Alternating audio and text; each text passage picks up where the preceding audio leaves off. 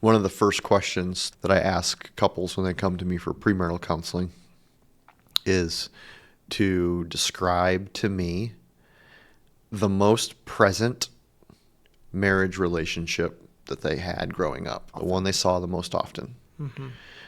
Usually it's the parents, and sometimes it is, they see it in its broken state. Right. It's the tendency is to carry the lessons that we learn by what we see into our new relationships, not just in marriage, but in any relationships. Welcome to the Uncut Podcast. I'm Pastor Luke. I'm Pastor Cameron. And this is the Uncut Podcast, where we have honest, uncut conversations about faith, life, and ministry. Welcome back. Welcome back. We had an unplanned hiatus from the podcast. So if you haven't seen us for a while, it's because we haven't been here for a while. Yeah, did a little change in the room here. Yeah. Setup is a little bit different, and We got a new table. So we can use this space as a dual purpose space now. Yeah. So it was mostly just it was a spare room we were using as podcasting, and it turned into a bit of storage, but now it's functioning in a lot of different ways. And I kind of like it that way. Yeah. So Had a few of you ask us where we've been, Yeah. where the podcast has been. Not where we've been. We've still been here doing ministry and been living life and lots of life. doing the best that we can in all areas. And in a really busy summer season and beginning of fall season, we just, something needed to give somewhere. And for us, I guess that was the podcast. So Yeah, I think there was a couple weeks where we just could not make it happen. There were other important things that came up or had to be happening, and then they kind of all clumped together, and then I think we kind of entered a really busy season of ministry and life. Yep. And it was the thing that just kind of sat on the back burner for the time being. So appreciate those who have actually asked, hey, are you going to record any more podcasts? Are there any more episodes coming out? And told us that you valued it. So that's helpful for me, at least, in knowing whether or not it's a thing that I put my time and effort towards. Right. I want it to be value added. So. Yeah. Well, and we're going to be, we were thinking about how this fits into our lives and all this. And so we've kind of revamped a little bit of how the podcast will function as it kind of goes forward. Just not so much that the nature of our conversations are going to change or the way we're having them is changing too terribly much, but we think we're going to try a method where we're going to cover kind of a large kind of topic for a series of episodes, and maybe those episodes be a little bit shorter and a little bit more digestible. We'll see how good we are at that, but we kind of want to experiment with that rather than doing kind of one or two episodes at most on a topic, but maybe kind of stretch it out over a broader theme for a time. So we're going to try that method. I think it fits what's some of the things that we want to talk about. I think so too. Yeah, you'll just have to understand that even though the episodes get released weekly, we're not actually wearing the same outfit. No, Cameron and I are not wearing these two flannels that we're wearing right now every week of the month. I was really close to wearing my buffalo plaid flannel today. I mean, it would have been on point. I was really close. So yeah, we're recording it all at once to kind of keep a thorough conversation going, but kind of breaking it up to make it a little bit more digestible and have it fit into our schedules a little bit better. So, well, yeah. I think that's all we have to say as far as the big picture of the podcast, so we can really get into the meat of what we're going to talk about. Let's do it. Yeah. So we spent a little bit of time this summer and the beginning of the fall planning a marriage conference here. The first marriage conference that we've done at Conduit. And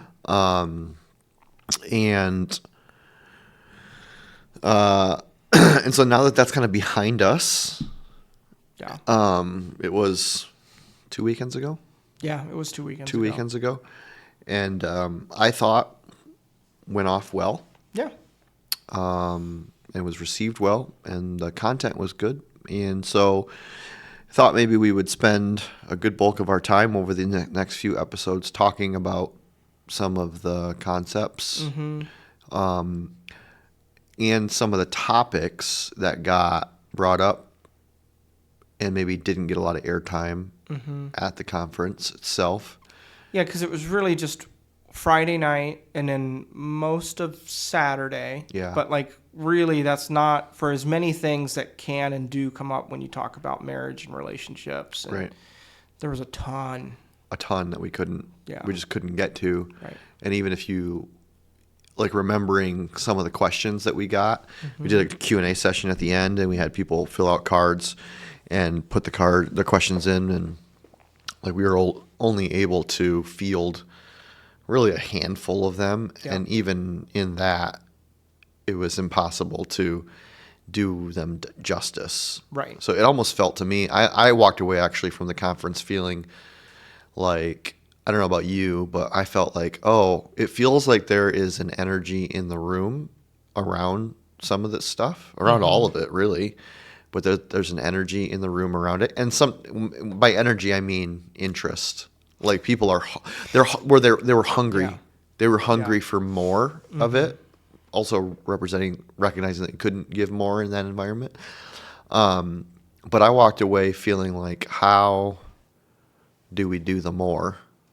Yeah, because it was definitely, for me, it was an indicate, like, because we've done Q&A stuff around the church and different things, even here in the podcast and things like that. And we usually get some response for asking, like, hey, send us your questions, things like that. But it's never an overwhelming amount of questions. It's usually like a small trickle of questions over time. And so when you said we were going to do Q&A, I was like, I was half suspecting that, before the Q&A, I might have to get on Google and search common marriage questions or something like that to kind of fluff up some of the questions. But we got like, I don't know, just a massive like deck of like, note cards of questions. It's like 2 pages front and back of questions. Yes. Yeah. It was definitely like we hit a place where people are feeling like they want to have some conversations, where they have questions, where there's things that they're wrestling through. We're not talking about something that's disconnected from a lot of people's lives. Right. So, I mean, between us, we have a combined 22 years of marriage experience. There we go. And so we're not experts. No. But thought we would talk about kind of some of the main topics, like biblical foundations for healthy marriages, sex, which was a big question. It was a big question. It was a lot of questions around sex. Yeah. Patterns in marriage. Yeah. Patterns to avoid. I might want to talk about patterns to pursue. Yes, absolutely. As well. That was one of the things, we'll talk about it probably in one of the future episodes here, but like I wanted to talk about more, because I think one of the things I admire about some of the stuff you were sharing was the positive rituals of connection that you and Sherry have established over your guys' marriage. I'm like, that's cool. And I think we get busy and it's easy for us to kind of overlook or feel almost embarrassed when we set like these like positive rituals to connect with our wives and or our husbands or whatever.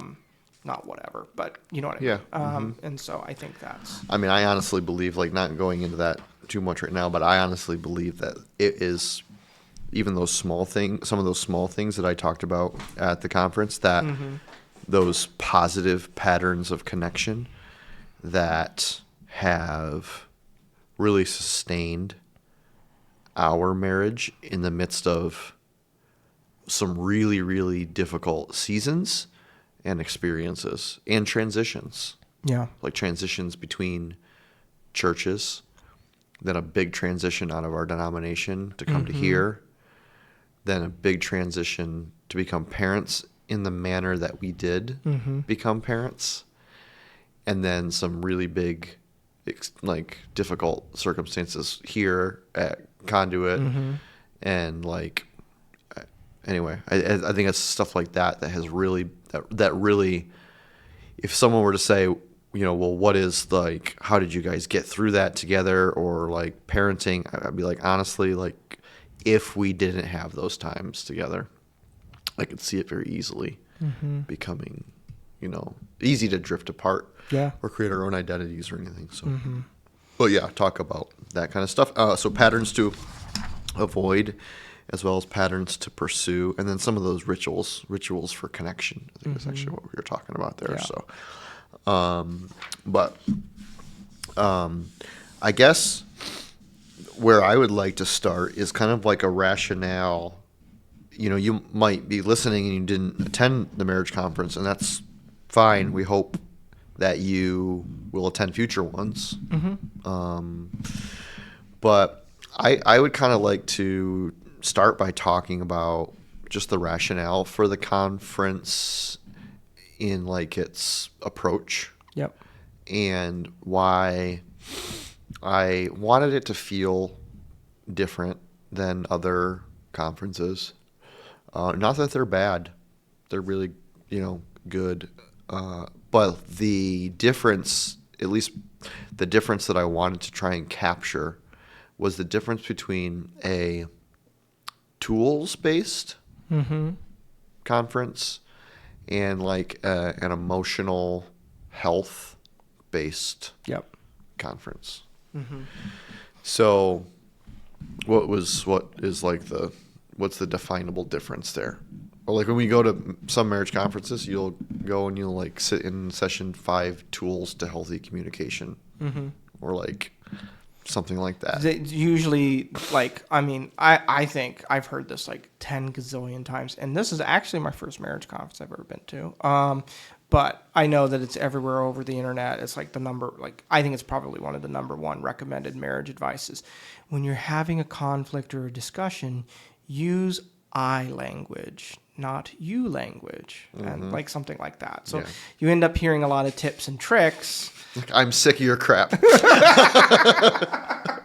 like that? Yeah, something like that. Yeah, that works, right? No, you're supposed to use I am feeling. Yeah, Cameron, I am feeling sick of your crap. There we go. Yeah. So there's a super like tool-based, skill-based things. Good advice out there. Yeah. It's good. But there's so much of that I feel like we don't get the other stuff. Yeah.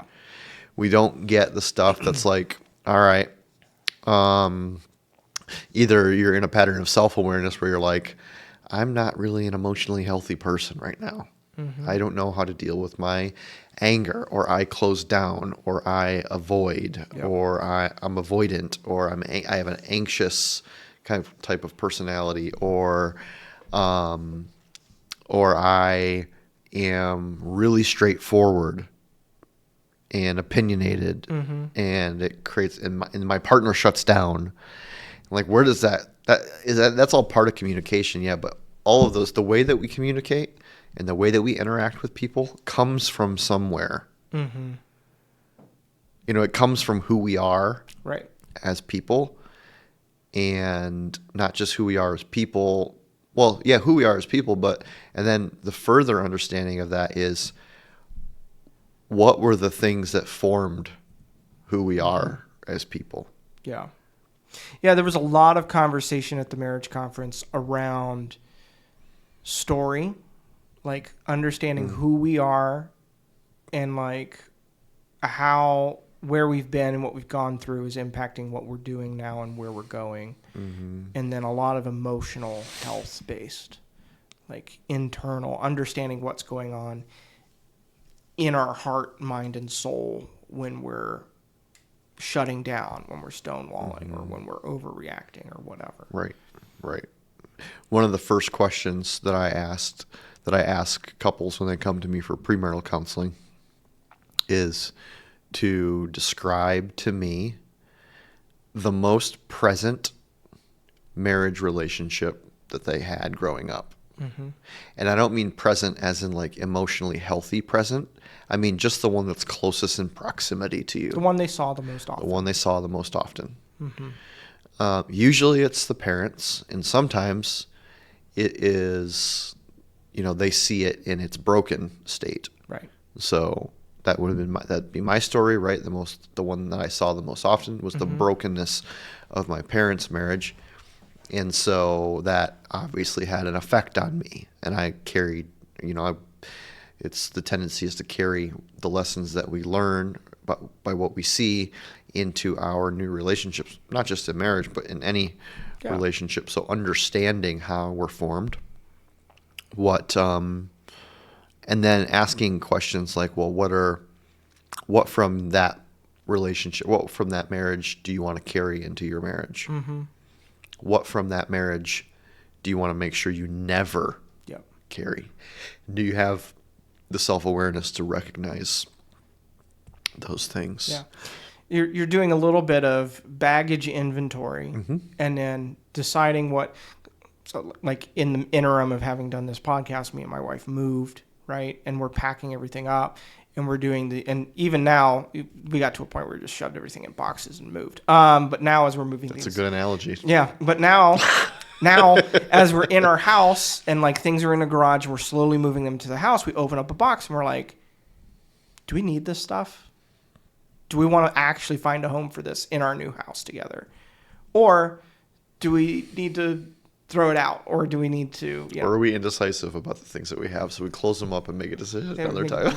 Yeah, right. There's a gazillion different ways we could make this into an analogy for the way we do. I love this, and I'm using this now. Yeah, use it. Yeah, I think it's a great one because, we bring things kind of like, we show up to our marriage, and I think we even talked about this in our previous episodes we did about marriage, but you show up to your marriage and you've brought baggage of expectations. Maybe you grew up in a household where we'll take like like an easy one is like, did you grow up in a household where the wife or your mom or the family that you watched, the wife always cooked? Mm-hmm.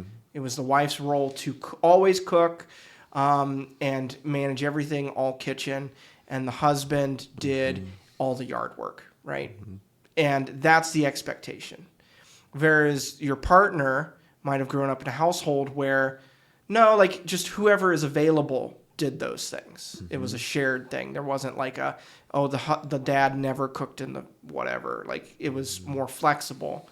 And if you come into that and you guys haven't talked about that, you're going to encounter some friction when the one spouse is like, hey, how come you're never helping me in the kitchen? Mm-hmm. Like, you just seem so uninterested in doing the dishes. Mm-hmm. He's like, well, I thought that was a thing you were going to do.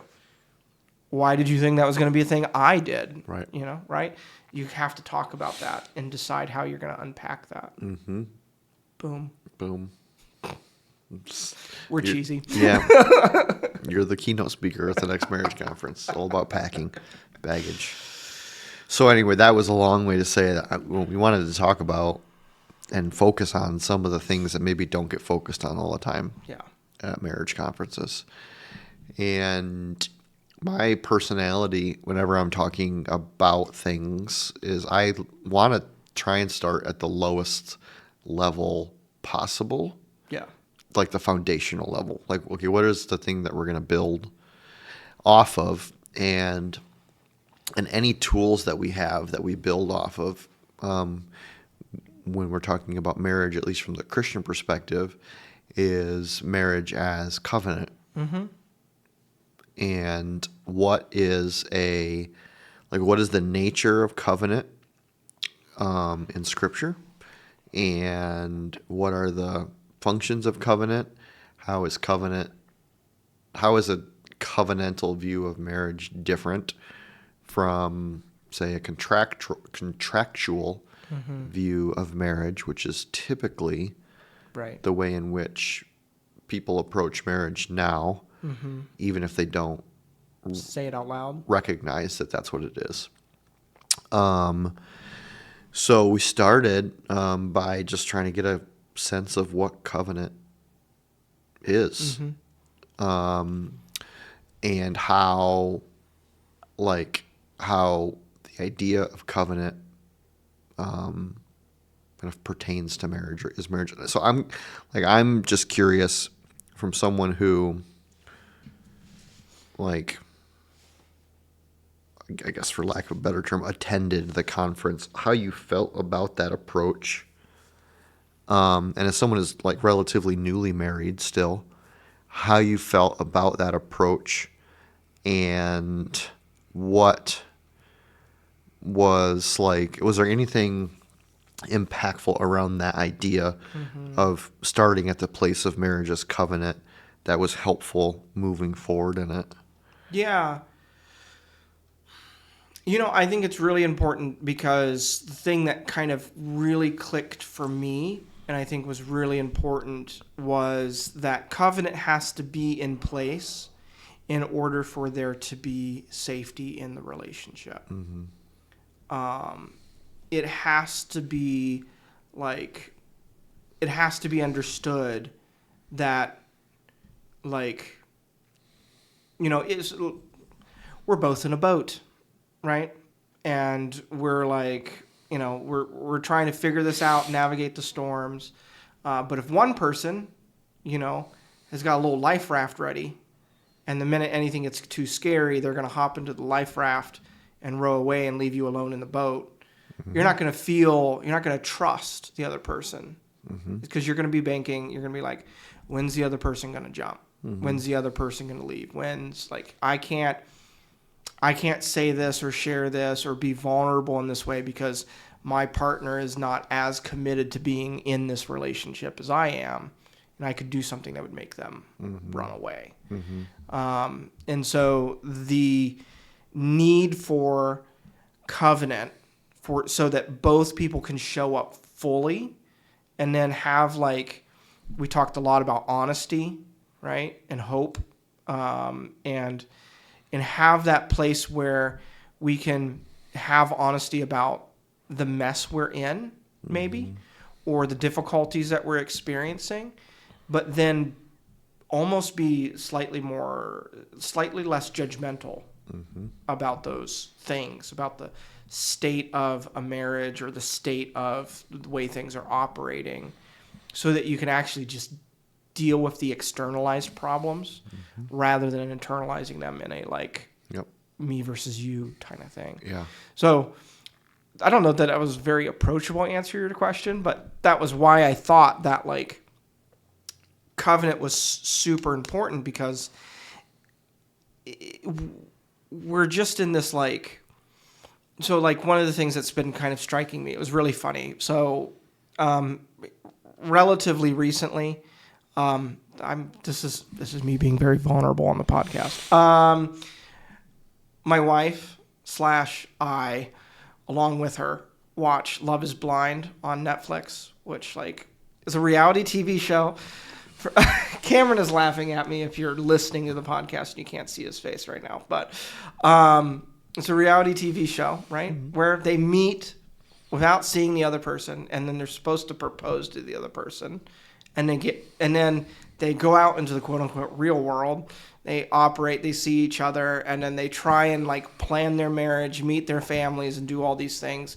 Within the course, I think the whole show takes place in under 2 months from the moment they meet each other behind a wall and decide to go on all these blind dates. What could go wrong? What could go wrong, guys? Why is that not a great way for people to meet? Anyways, so it was really interesting. We went to the marriage conference talking about really healthy marriages and all this stuff. And we're went home and we watched an episode of Love is Blind, and we're oh, that's what they were talking about. Seeing the opposite example.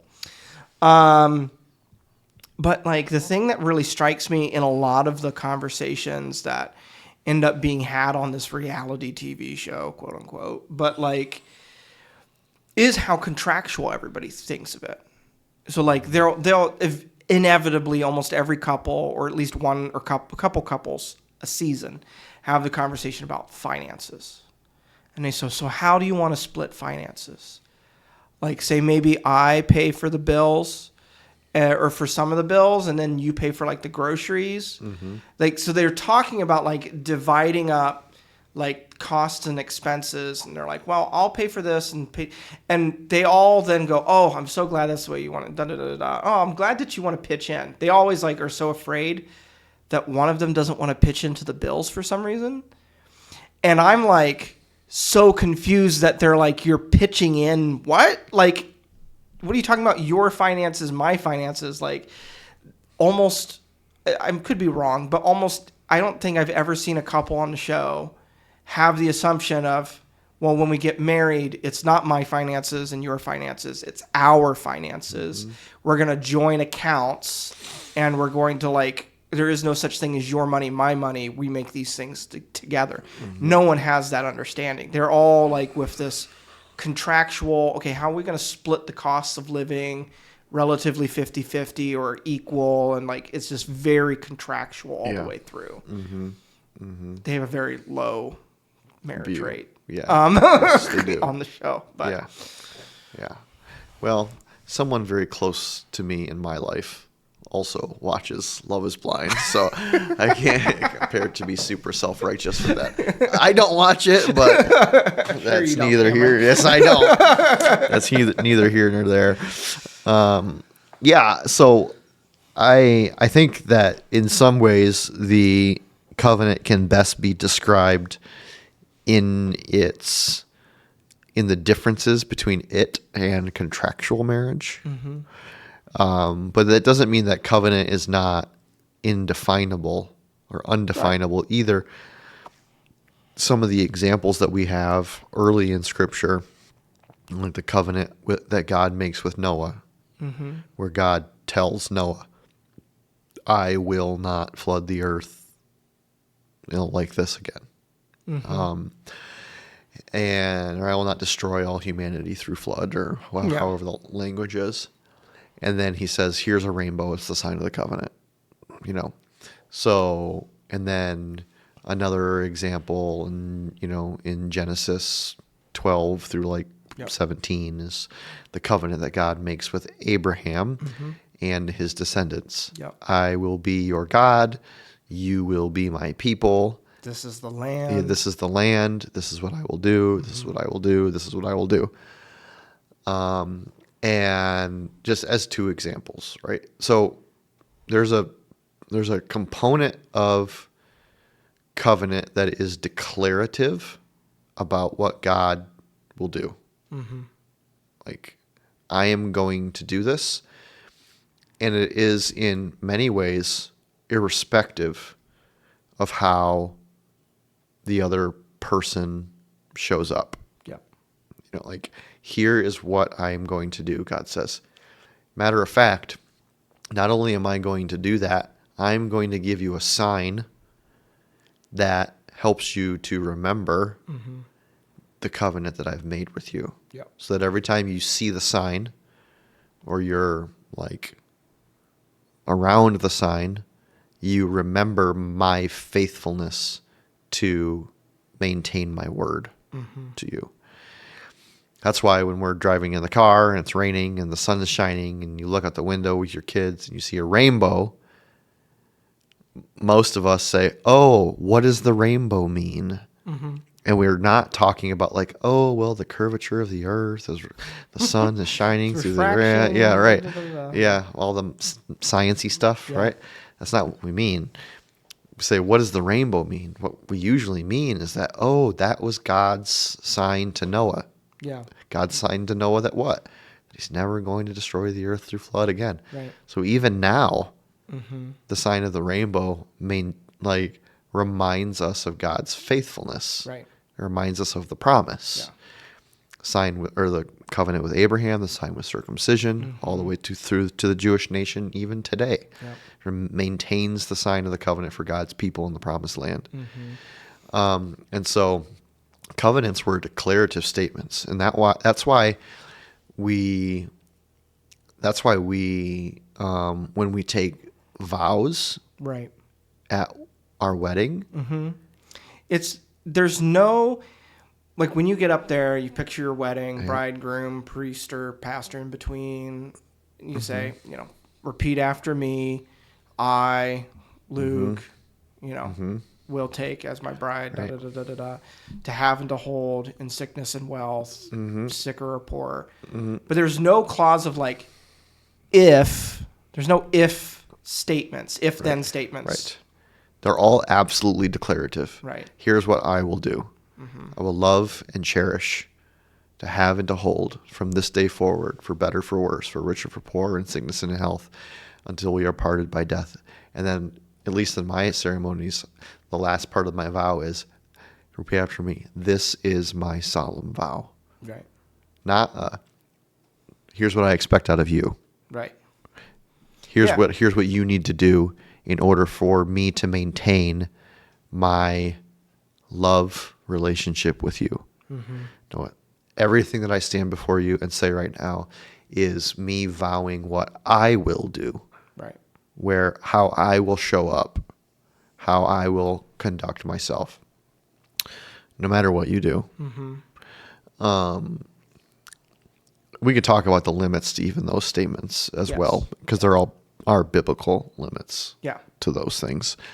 But in that way, covenant is a way in which we declare who we are going to be, how we are going to show up. Right. And even as we move through the biblical narrative and we get to, the time of Jesus, Matthew chapter 19, Jesus, talks about marriage, talks about divorce, but so, and he says, and for this reason, a man will leave his family and a woman will leave her family, and they will be united together. The two will become one flesh. And then Jesus himself says, those whom God has joined together, let no man separate. Right. So Jesus recognizes that it is God who brings male and female together in covenant marriage. Well, how, could Jesus possibly know he wasn't even married? I think Jesus had a pretty good bead on God's design for all things, even things that he maybe did not personally experience. Right. And so we do believe that marriage is a covenant. Right. Now the difference there is, like you already talked about, the whole love is blind phenomena. What is marriage? What is marriage as contract? Because I said this at the conference as well. No one that I have ever met or married has been like our marriage is a contract. Yeah, no, it's not like people aren't walking up to the aisle, opening up their phone, saying, I have read and reviewed the statement of agreement of the marriage. I hereby clicking this button, agree. That's not the way we, at least in practice, talk about or approach marriage. Right. But that might be how it plays out sometimes. Yeah. So what is a contract? A contract is like, okay, I will do this. You will do that. Right. If you break your end of the deal, or I break my end of the deal, then I'm freed from the contract, and I don't have to you're in the wrong and I'm in the right. Right. So it becomes a in juxtaposition to a covenant. It becomes something that I am watching how you respond or how you live in order to know how I should live. We end up policing the other person. Yeah. Because that's a part of the contract, is making sure that the other person holds up their end of the bargain. So it would be like something like a covenant would say, I will be patient with you. Right. A contract would say, I will be patient with you as long as you are patient with me. I will be kind to you as long as you are kind to me. And et cetera, et cetera, et cetera. And if you're not patient with me, guess what? I do not have to be patient with you. Right. Well, it's just like if you walk up to Starbucks, you order a drink, and they say, okay, pay. And you're like, well, no, I'm not paying. Well, they're not giving you your drink. Right. That's you enter into a contract. Right. Or you say you pay, and then they're like, no, we're just not going to give you your drink. Yeah. They've broken a contract that some of us go through every single day. Right. Right. So now, some people kind of attack this understanding of like the difference between covenant and contract by labeling it as an environment where abuse can happen. Mm-hmm. Like, what do you mean? Like, irrespective of what they do, Mm-hmm. I must maintain my posture towards them. Right. Well, yes, but also no. Mm-hmm. There are exceptions to that. Right. The exceptions are limited. Mm-hmm. But they're never actually exceptions to your character. Mm-hmm. There are exceptions that affect the relationship, but not to whether or not I have to maintain a Christ-like character towards the person. Mm-hmm. So the most obvious exception to the maintenance of the covenant, no matter what, is adultery. Right. And someone who is like someone who doesn't like this idea of covenant as marriage would say, okay, so if my spouse cheats on me, it's in an adulterous relationship or whatever, has an affair, because I made a covenant to, in good times and bad, Right. then I have to stay with them. And if I don't, then I'm the one that's breaking the covenant. Yeah. Well, see, yeah, right. That's the straw man. That's the straw man. Right. Right. And what I would say is that no, the person who has committed adultery has broken They broke the covenant. Because what's the covenant? Two flesh should become one. Exactly. The adultery broke that reality.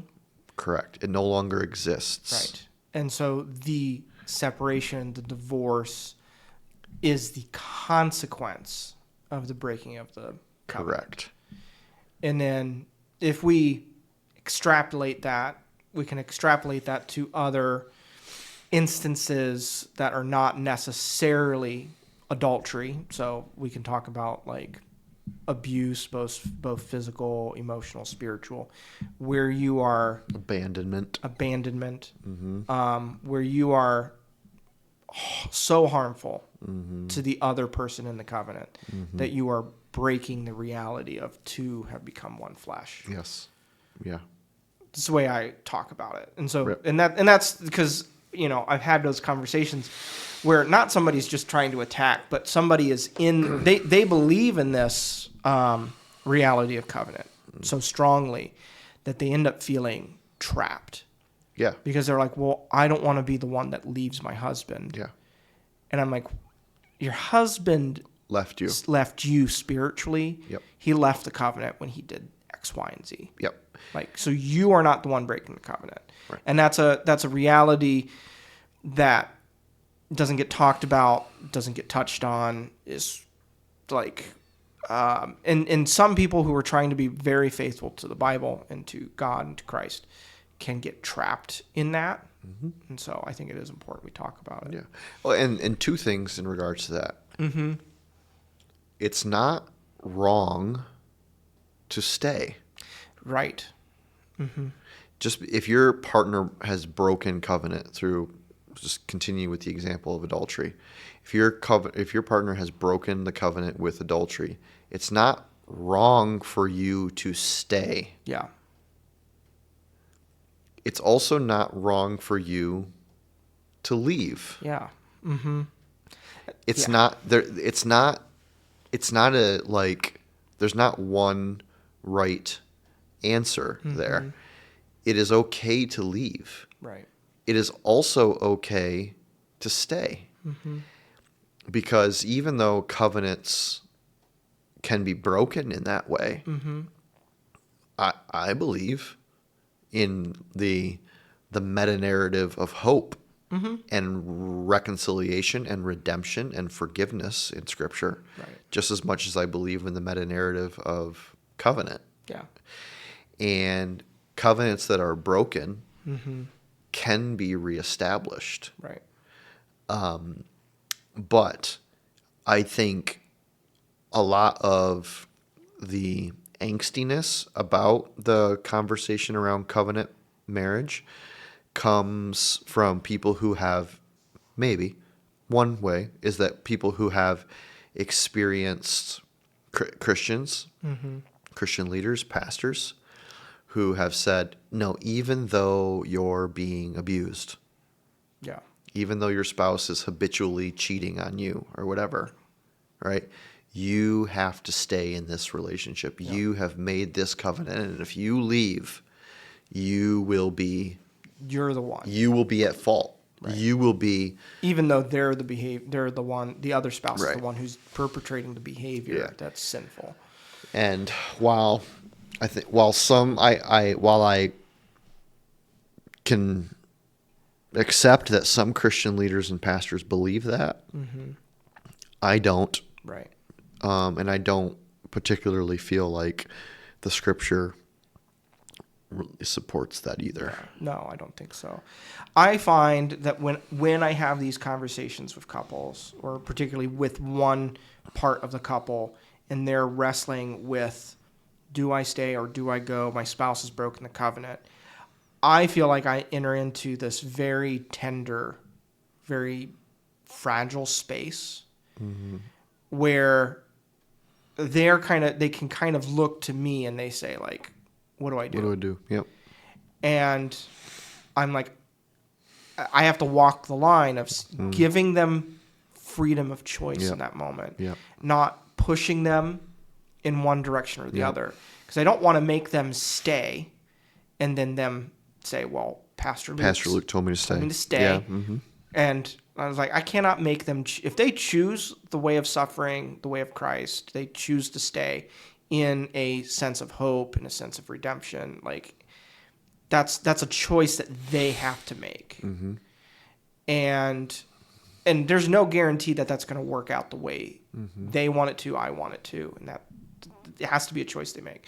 If they choose to walk away because of the reality of what's been broken, the consequences of sin, for their own health of themselves, perhaps their children, their family, their future, to see what God's going to do in their next chapter, that has to be a choice they make. It has to be something they decide.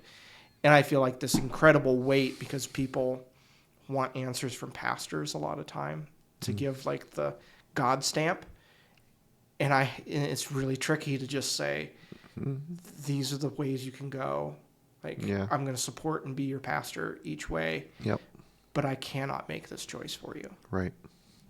What would you say when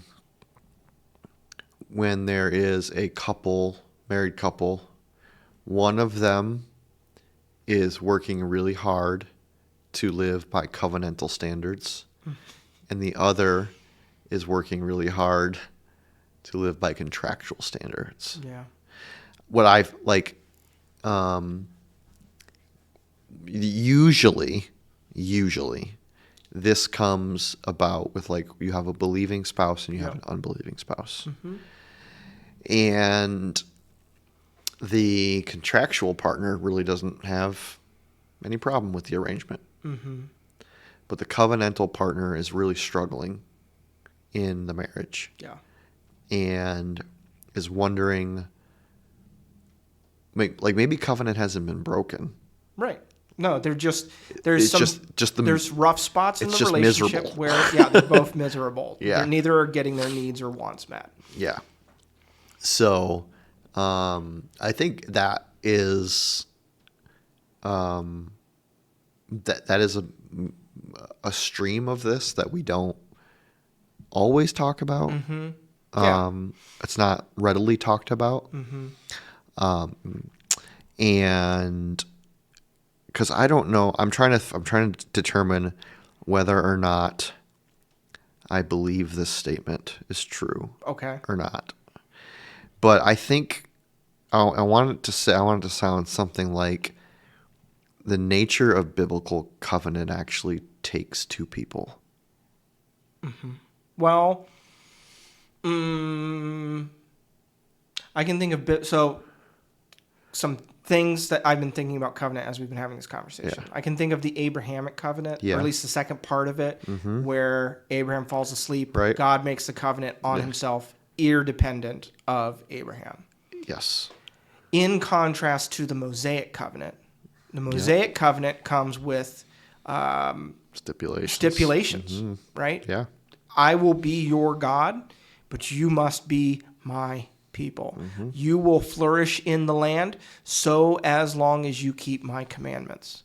People, and the rest of the story of the Old Testament is Israel failing to keep those commands, and then what happens? They are removed from the land, promised land. from the promised land. Yeah. So that was a covenant where there were I don't want to say contractual elements because I don't think that undoes the nature of covenant, what you're saying here. But there were stipulations. There were points to it. And if you didn't do that, this is not going to happen. But here's getting to my question, though, is that, like, well, so let's just say the Israelites knew that they were entering into, they knew the extraordinary nature of the relationship that they were entering into with the Lord. Yeah. And so whether or not they broke the stipulations of the covenant is neither here nor there. They entered into it understanding that it was covenant relationship. Yep. Abraham, on the other hand, who's asleep, fell into a deep sleep. For the second half of the covenant. For a second, yeah. And so God walked through the sacrificed animal in between the two halves alone. Right. But we're not God. Right. A husband or a man and a woman, they're not God. Right. So can one person at the marriage walk through in between the two halves of the sacrificed animals? And the other not? And the other not. I think so. I think the overall narrative of the epistles in the New Testament have an ethic of being Christ in where you find yourself. So, like almost all the household codes, all the passages that deal with Christians who are married to an unbelieving spouse are all written with this same ethic of not necessarily like, oh, we need to change the situation I find myself in to be the ideal, but saying, where do I find myself? How do I be Christ here? Mm-hmm. And that's the ethic. That's yep. There's and so I think there's something that's part. I think that points us in the direction. Yeah, I do think so. I think so too. Yeah. It's not a wonderful situation. Like that's a tough. No, obviously it's like it's a extraordinary painful situation. Right. In fact, I would dare say that it's even worse than both parties being contractual. Right. Yeah. Because there's this yearning and longing for what could be greater in marriage. Yeah. But the other person is hard-hearted towards it. Yeah. Or even just unaware of the possibility of its existence. Mm-hmm. So what's your advice in that situation? In a situation where one is contractual and one is covenantal. They're coming to us, coming to you, and they're like, we're both frustrated. We're both like, this is not, like you said, the covenant is not being broken, but they're both miserable. Yeah. Well, for me to answer that question is a little bit like the difficulty that we had with answering the Q&As at the conference, was that like each situation is so highly nuanced that it becomes difficult to have one pat answer from across all situations, with the exception of saying that I do still think it's important. Like I would generally, one, lead them back to the place of establishing how they view their marriage, how they view marriage. Like why are you married? What is the purpose of marriage?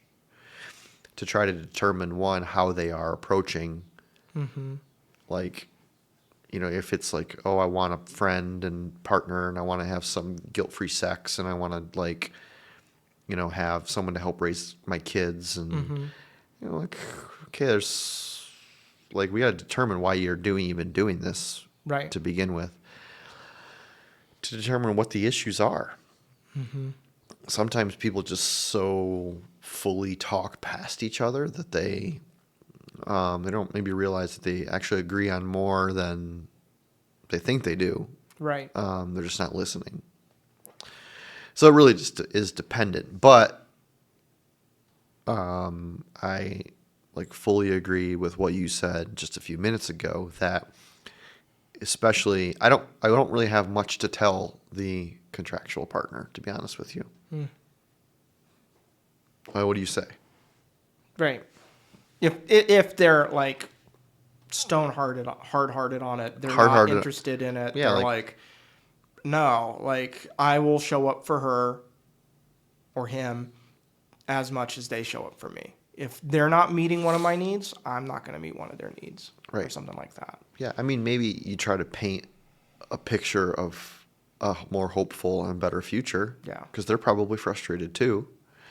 But my main encouragement is for the person who's in approaching marriage covenantally, but who has just a contractual partner, to not sacrifice the character of Christ in them, because the other person doesn't want anything to do with that. Right. That's not always a very comforting position to be in, because it is a position of sacrifice and humility and service and death to myself. Right. It's a lot easier to die to myself when the other partner is dying to themselves as well. Yeah. When we're both dying together, it just becomes a loop of mutual service. Yeah. Right. That's the thing, is that the world gets really scared of covenant because it says, well, what if the other person doesn't? And the moment you start asking that question of, well, is the other person going to love and serve me? The biblical covenant starts to break down, because the image and what it portrays there is that mutual submission. I think we talked about here on the podcast and was in our sermon series on Ephesians. It's this, like, when you're both trying to serve the other person is where the sweet spot happens. But the moment you start saying, well, what if they don't? Then you're in contractual. Yeah. And you're not in covenant. You're not in covenant. And then the biblical foundation, the biblical picture of